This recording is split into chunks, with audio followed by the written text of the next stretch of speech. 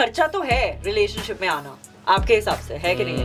नहीं, बिल्कुल नहीं। हर रिलेशनशिप में ऐसा देखा जाता है कि हमेशा लड़का ही अपनी तरफ से फर्स्ट स्टेप लेता है ना, चाहे वो प्रपोज करना हो to writing a song for the partner, जब तक वो लड़का सिंगर ना हो। हाँ। तुमसे बातें करके जो है सुकून मिला, अब तक ना जाने था कहाँ छुपा।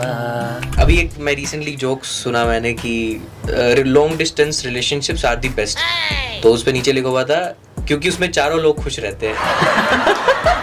लॉन्ग डिस्टेंस रिलेशनशिप में आप मिलने ही चले जाओ तो बहुत बड़ा गिफ्ट हो जाता है। पर वो भी तो खर्चा है। हरियाणा रोडवेज।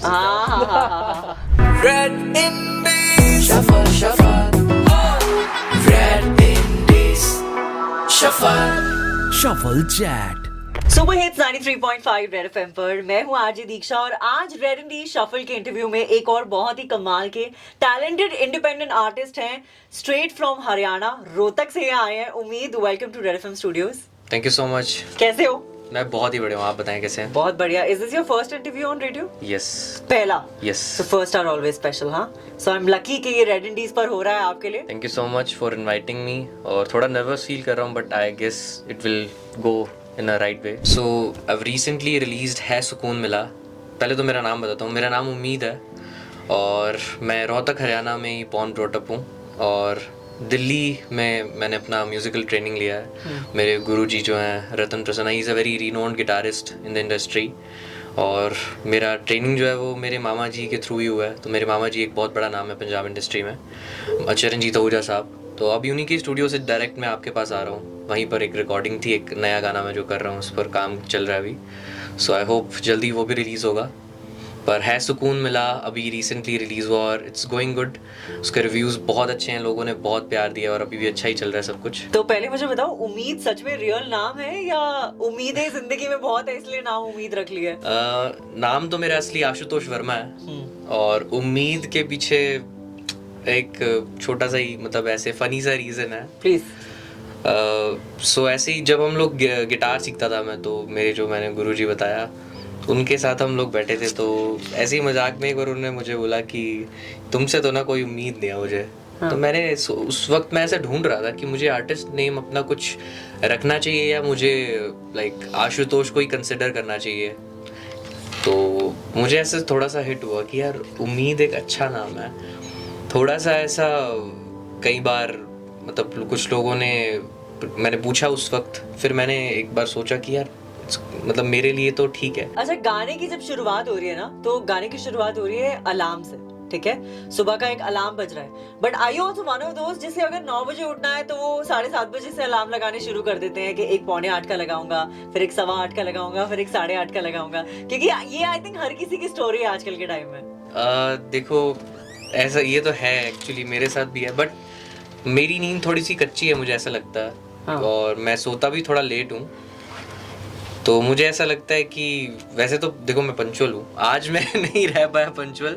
हाँ। पर मुझे उठना है तो मैं उठ जाता हूँ। मतलब अगर मैं 6 बजे भी सोया हूँ और मुझे 8 बजे उठना है तो मैं उठ जाऊंगा काम के लिए या किसी भी चीज के लिए। तो मतलब you are not one of दोस्त के जिससे अगर उठना है 9 बजे तो मतलब रात से ही टेंशन शुरू हो गई है, हम घंटे गिनना शुरू कर देते ना, यार अब 4 घंटे रह गए। तो मैं करता हूँ, देखो मेरा स्लीप शेड्यूल थोड़ा सा मैं अपना देख के चलता हूँ, तो ये मैं ध्यान में रखता हूँ कि 6 घंटे या 8 घंटे की नींद तो हो जाए, तो मैं उस हिसाब से जल्दी सो जाता हूँ फिर। एक हर रिलेशनशिप में मुझे लगता है कंफर्टेबल होने में एक टाइम लगता है थोड़ा सा, है ना?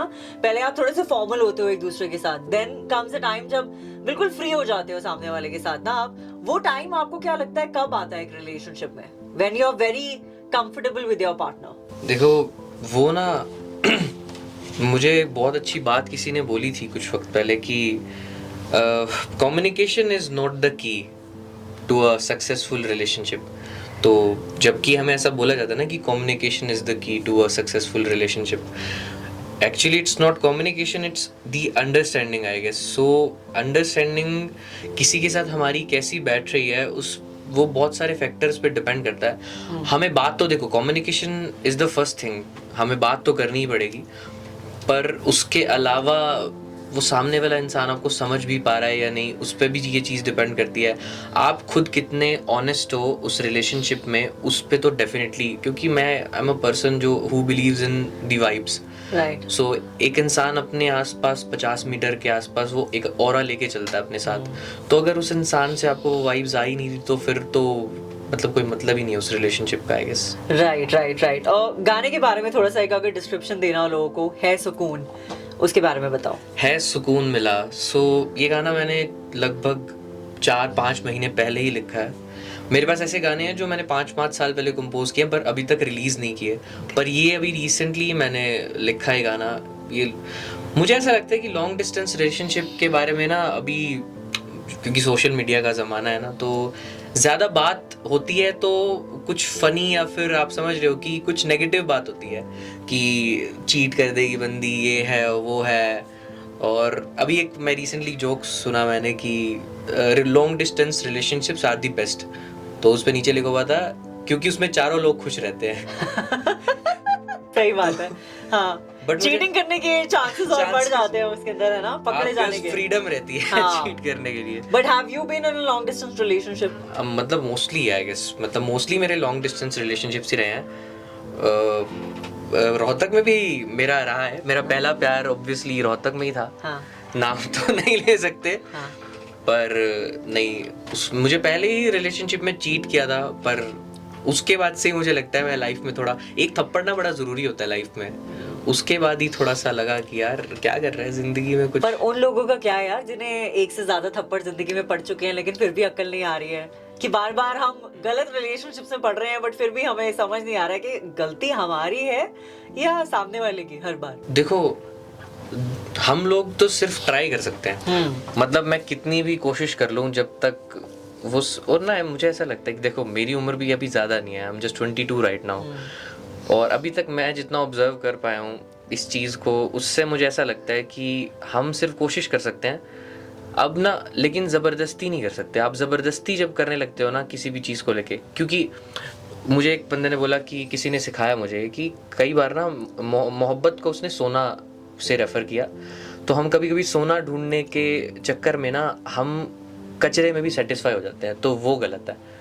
मैं किसी इंसान की बात नहीं कर रहा यहाँ पे, आप समझ रहे हो कि हमें ऐसा लगने लग जाता है कि मेरे आसपास कचरा है ना तो यही इसमें ही कहीं सोना है, पर ऐसा नहीं होता है। राइट। तो we have to wait for the right moment I guess, and the right person. वो लाइफ में आता ही आता है कभी। सही बात है। इसी का इंतजार आई थिंक काफी लोग कर रहे हैं जो जिंदगी में सिंगल हैं और काफी इंतजार कर रहे हैं। बट आपके लिए सुकून क्या है?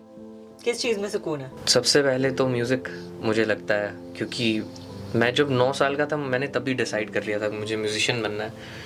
मुझे इसके अलावा ना कुछ समझ भी नहीं आता। मुझे दिखता है म्यूजिक, दिखता है हर जगह दिखता है मुझे। तारे ज़मीन पर देखिए आपने? हाँ। मुझे सुर ऐसे उड़ते हुए दिखते हैं सच में आसपास। मेरा स्टूडियो है जो जहाँ पे मैं काम करता हूँ अपने गानों पर ही, तो वहाँ मैं सोता उठता खाता पीता गिटार के साथ ही सोता हूँ मैं अपने। तो मुझे जब भी आइडिया आ गया मैं तुरंत उठ के रिकॉर्ड कर लेता हूँ। तो मुझे लगता है सबसे पहली चीज़ म्यूज़िक है जिससे मुझे सुकून मिलता है। उसके बाद अगर मैं रिलेशनशिप में ऐसी बात करूँ सुकून की, तो सुकून तो नहीं देती लड़कियाँ। लड़कियां नहीं देती है, और काफी लड़कियों को ये लगता है कि लड़के सुकून नहीं देते हैं जिंदगी में। But let's play a quick rapid fire with you, ठीक है? सो गेम का नाम है सुकून गेम, ठीक है? सुकून आपको कहाँ मिलता है आपको ये बताना है। I give you 2 options, you have to give me 1, okay? ठीक है? सबसे पहले सुकून कहाँ मिलता है, बीच पे या माउंटेन्स में? पहाड़। पहाड़ और पहाड़ों की बारिश और पहाड़ों का मौसम। 1 महीने पहले मैं लद्दाख से ही वापस आया बाइक पे। क्या बात है, क्या बात है। तो चाय डेट या कॉफी डेट? कॉफी। कॉफी, ठीक है, कॉफी डेट, ओके। घर में बैठ के चिट चाट सुकून देता है या क्लब में पार्टी? घर में बैठ के chit chat. House parties always? हाँ, हाउस पार्टीज भी नहीं यार, मतलब मुझे पार्टी पसंद नहीं है बिल्कुल। घर में सुकून से बैठो, बातें करो। I do drink sometimes like occasionally, and देखो मैं तो रेडियो पे बोल रहा हूँ इस बात को, मतलब मैं जैसा हूँ मैं खुद को एक्सेप्ट करता हूँ, और मुझे लगता है ऑनेस्ट होना खुद के साथ बहुत ज़रूरी है इंसान को। सो वो भी ऐसा नहीं कि मैं कहीं क्लब में जाके ड्रिंक कर रहा हूँ, नहीं, मुझे घर पे रह के शांति से बहुत मतलब फील करना है, मुझे हर चीज़ महसूस करना ज़्यादा पसंद है। Right. So the last one is car rides या bike rides? Bike rides obviously. Always always always. मैं यहाँ पर भी बाइक पे आऊँ बहुत है। और अभी तो चंडीगढ़ तो मौसम ही ऐसा है कि आप घूम सकते हो बाइक्स पर ना। बट कभी ऐसा हुआ है कि वीडियो कॉल पे आप एक दूसरे से बात नहीं कर रहे हो, बट कैमरा ऑन करके वीडियो कॉल ऑन करके आपने छोड़ के सामने रख दिया है, बस देख रहे हो एक दूसरे को, उसी में बड़ा सुकून मिल रहा है। हाँ ये तो होता ही है, मैंने गाने में भी दिखाया, आपने देखा हाँ, होगा, ऐसा हाँ, होता है, ये तो होता है। बट ये रियल लाइफ में भी होता है ऐसा, डू यू थिंक कि एक टाइम के बाद बातें खत्म हो जाती हैं, फिर बस एक दूसरे को देख के ही लाइक ओके फाइन। हाँ ये डेफिनेटली होता है, और ज़रूरी भी। इससे मुझे एक ना छोटा सा शेर याद है, मेरे दोस्त ने लिखा था ये शेर। हाँ। फिर दिल लगा के क्या करेंगे, कमा के लुटा के क्या करेंगे, हाले दिल लिख तो लेंगे, हाले दिल सुना के क्या करेंगे, कहीं ऐसा ना हो ज़्यादा जुल जाएं, ज़्यादा इंडल्ज हो जाएं। हाँ। कहीं ऐसा ना हो ज़्यादा जुल जाएं हम, बातें निपट गई तो क्या करेंगे, बेपर्दा हो गए हैं हम, क्या ऐसे में अब हम वफा करेंगे, और काम के शायर जो दो ही हैं, सो गालिब पढ़कर क्या करेंगे। और ये जॉन एलिया साहब अक्सर ये लाइन बोलते थे। क्या बात। और ये जो खेल ही में रुसवा हुए बैठे हैं, कहीं सच में गम आ गया तो क्या करेंगे। ओहो हो, क्या बात है, क्या बात है। But you agree to this कि हाँ एक स्टेज आता है रिलेशनशिप में जहाँ बातें सच में खत्म हो जाती हैं। एक फेज आता है रिलेशनशिप में, क्योंकि मैं एक बहुत लंबे रिलेशनशिप से निकला हूँ। एक फेज आता है रिलेशनशिप में जब ना आपको समझ ही नहीं आता है कि अब बात क्या करें। ये बिल्कुल सही पॉइंट पकड़ा आपने। और ना ये बहुत बोरिंग फेज होता है अक्सर ना, मुझे ऐसा लगता है आजकल डेटिंग शेटिंग जो भी चल रही है ना, ये सक्सेसफुल इसीलिए नहीं हो पा रही है क्योंकि वो बोरिंग फेज से निकलना बड़ा ज़रूरी है। राइट। सो अभी रिसेंटली मेरी एक दोस्त की शादी हुई, तो उससे मैंने पूछा कि दोस्त की कि एक्स की? दोस्त की, एक्स की। तो मैंने उससे पूछा कि मतलब ये तेरे को कैसे पता लगा कि he is the right one, he is the one. So उसने मुझे एक्चुअली तो जवाब उसके पास भी नहीं था क्योंकि 2 साल ही हुए थे उन्हें साथ में। पर मुझे ऐसा लगता है कि वो बोरिंग फेज एक बार ये ना हर चीज़ का आता है, ये बोरिंग फेज निकल गया ना, फिर आप एक्चुअली में रिलेशनशिप में वो इंडल्ज हो पाते हो अच्छे से। और म्यूजिक में भी ऐसा होता है, पता है हम लोग जब व्हेन आई स्टार्टेड म्यूजिक ना, तो म्यूजिक भी मैं रिश्ते की तरह अगर उसको लेके चलूँ, तो म्यूजिक में भी जब मैंने शुरुआत की थी तो जब मैं रियाज करता था तो उस वक्त भी मैं बोर होता था उससे कि ये क्या बार बार सेम चीज़। रॉकस्टार में देखा होगा आपने, वो क्या एक ही बार बार बजा रहे हैं। पर वो बोरिंग फेज से निकल जाते हो ना, तो आपको समझ आता है कि बार बार बजाने की वजह से ही आज मैं हूँ जैसा हूँ। रिलेशनशिप में सरप्राइज एलिमेंट काफी एफर्ट करते हैं लोग कि शुरू में एक दूसरे को सरप्राइजेस दे, गिफ्ट्स दे, है ना। बट एक टाइम के बाद वो चीज भी खत्म हो जाती है, and that is the reason the spark goes off in a relationship. तो क्यों, what do you think is the reason कि यार पहले शुरू में मन करता है सच में, चाहे वो कोई फ्रेंडशिप हो चाहे वो कोई रिलेशनशिप हो, आप शुरू में बहुत एफर्ट्स डालते हो, first birthdays, first anniversaries, first celebrations, you want to make it extra special.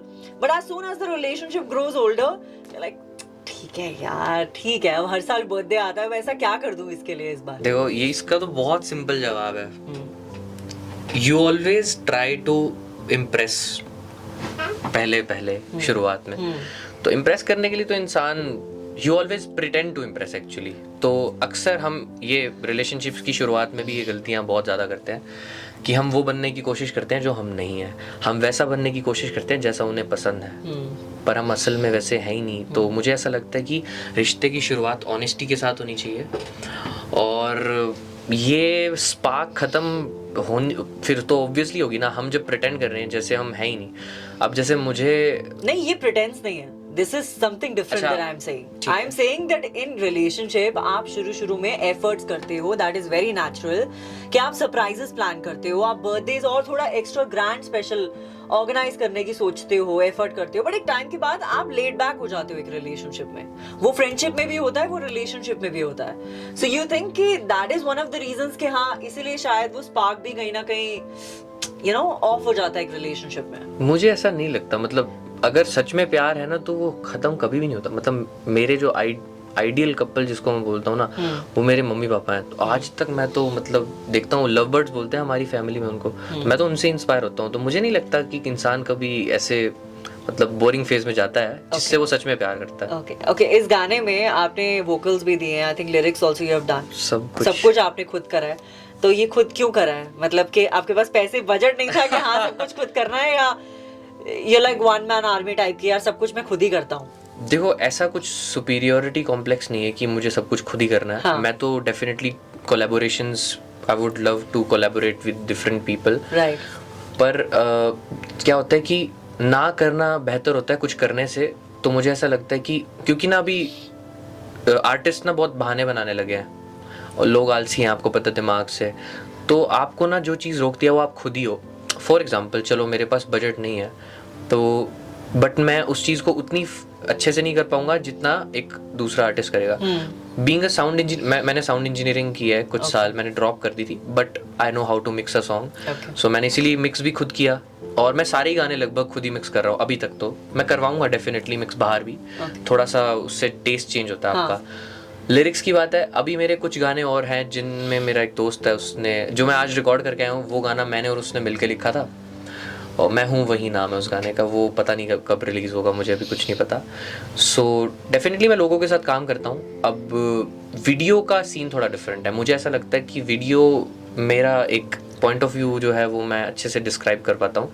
तो डायरेक्ट भी मैंने इस वीडियो को खुद किया। ओके, ठीक है। लॉन्ग डिस्टेंस रिलेशनशिप में आपके हिसाब से एक लॉन्ग डिस्टेंस को चलाने के लिए सबसे इम्पोर्टेंट चीज क्या है? सच्ची बातें, ऑनेस्ट कॉन्वर्सेशंस। ऑनेस्ट कॉन्वर्सेशंस बस। और सबसे मुश्किल ना किसी और के साथ सच्चा होना भी नहीं, खुद से सच्चा होना है। पहले आप खुद से बात करके देखो, आप सच में उसको ये जो बोल रहे हो, ये अभी देखो झूठ सब बोलते हैं, मैं ऐसा नहीं बोलूँगा मैं झूठ नहीं बोलता, मुझे झूठ से नफरत है, ये बात अलग है। मैं खुद से तो बिल्कुल नहीं बोल सकता। मैं खुद से नफरत करना ज़्यादा पसंद करूँगा झूठ बोलने से, आप समझ रहे हो। तो मैं कोशिश करता हूँ कि मैं झूठ ना बोलूँ कई बार, लेकिन आपको ना कुछ चीज़ें छुपानी पड़ती है मुझे लगता है, मतलब कुछ बचाने के लिए, और सही वक्त पे आप बता भी देते हो, फिर वो भी ज़रूरी है शायद। राइट। हर रिलेशनशिप में ऐसा देखा जाता है कि हमेशा लड़का ही अपनी तरफ से फर्स्ट स्टेप लेता है ना, चाहे वो प्रपोज करना हो to writing a song for the partner, जब तक वो लड़का सिंगर ना हो। हाँ। बट ऐसा क्यों है? मतलब why it is not expected out of a girl कि यार वो मेरे लिए गाना लिखे, वो मेरे लिए गाना गाए? ऐसा कहीं नहीं देखा होगा हमने। It's always the guy who does. Problem psychology में है लोगों की। लड़की को ट्रॉफी की तरह समझा जाता है कि इसको मुझे इम्प्रेस करना है, ठीक है, और लड़की, मैं बड़ी आपको लेमैन लैंग्वेज में बताता हूँ ये चीज़, कि इसको मुझे इम्प्रेस करना है और फिर मैं इसको प्रपोज करूँगा।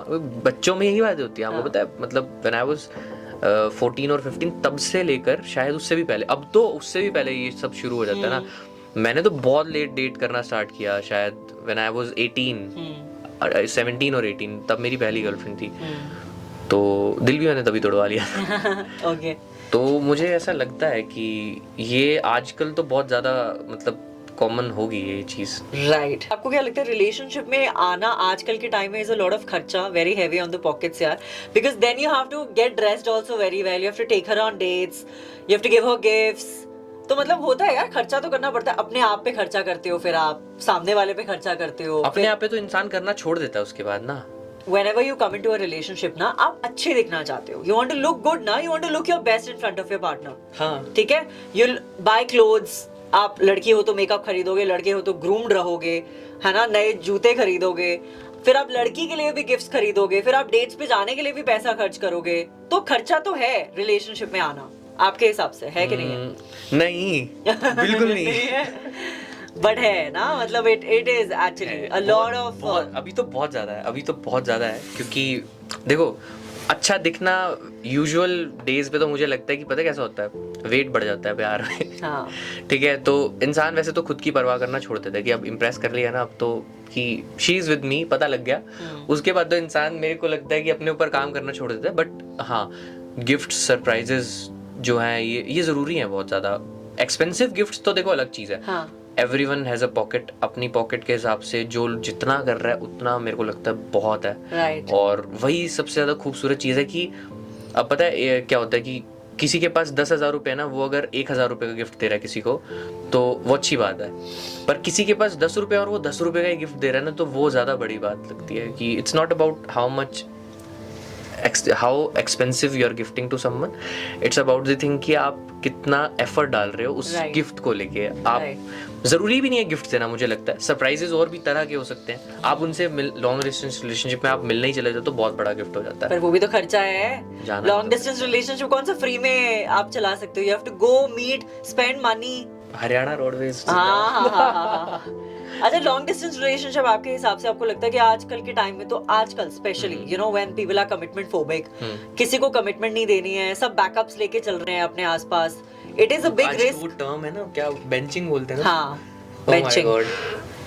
So you think it is a big risk? आजकल तो मतलब लॉन्ग डिस्टेंस में आना तो बहुत बड़ा रिस्क है, चीटिंग और ट्रस्ट इश्यूज को लेके स्पेशली. देखो मैं तो बहुत इनसिक्योर हूँ. मेरा पहला ही रिलेशनशिप जब इतना दर्दनाक रहा तो मेरे को इनसिक्योरिटीज तो रहेंगी ना, और कुछ ट्रॉमाज आपको ट्रिगर करते हैं डेफिनेटली. आपको ना मतलब आप नहीं भी चाहते ना उस इंसान पे शक करना, और शायद वो है भी नहीं ऐसा, फिर भी आप ना अपने दिमाग में कुछ ऐसा इल्यूजन क्रिएट कर लेते हो और आप खुद को ही हर्ट करते हो उसके बाद. Right. So if you can sing a few lines for all our listeners. For एक दो sure, लाइनें. for sure, I would love to. Yeah. ध्यान से सुनो जो भी कह रहा हूँ मैं, बात कुछ इस तरह से तुमसे करता हूँ. ध्यान से सुनो जो भी कह रहा हूँ मैं, बात कुछ इस तरह से तुमसे करता हूँ. जैसे बातें खुद से कह रहा, जज्बातों को सारे बयां करता हूँ. तुम आके एक बार सुन तो लो,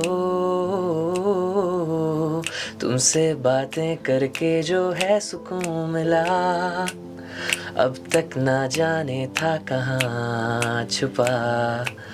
बैठे बैठे इस धुन पर मैं कुछ लिख रहा, और लिखते लिखते हो गई सुबह. क्या बात है. You should have got your guitar also यार. मैं यही सोच रहा हूँ अभी. गिटार लाना चाहिए था. हमें एक छोटा सा अनप्लग सेशन करते हैं आपके साथ ना, कुछ 90s मैं स्पेशल भी करते यही हैं. सोच रहा हूँ, बट मैं बाइक से आया ना तो But वो चलो next time we'll हाँ, do it, definitely, है ना? definitely. Do you want to tell us something about the video also? गाने की वीडियो के बारे में कुछ बताना. गाने का video it was very random. मेरे को ऐसा लगता है कि बहुत जल्दी में बना, क्योंकि मैंने डिस्ट्रीब्यूशन प्लेटफॉर्म्स पे जल्दी डाल दिया था गाना, तो और मुझे एक्सपेक्टेड था कि like I will cover it up, पर बीच में ना मैं 15 दिन गायब लद्दाख चला गया मैं. तो आके डेट्स नज़दीक आ गई रिलीज़ होने की, और पहले मैं एक बार मैंने गाना रिलीज़ किया था जिस पे अच्छा एंगेजमेंट नहीं मिला था.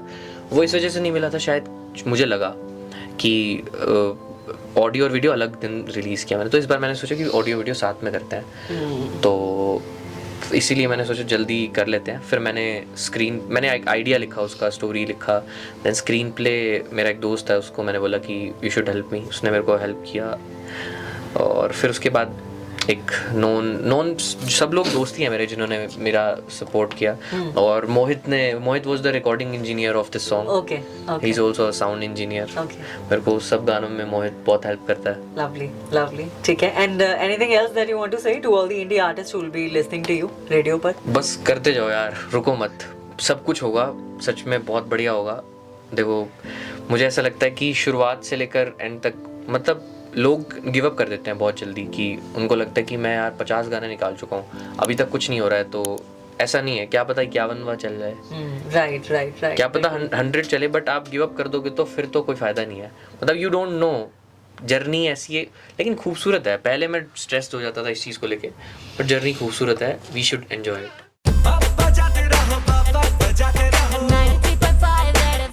बजाते रहो.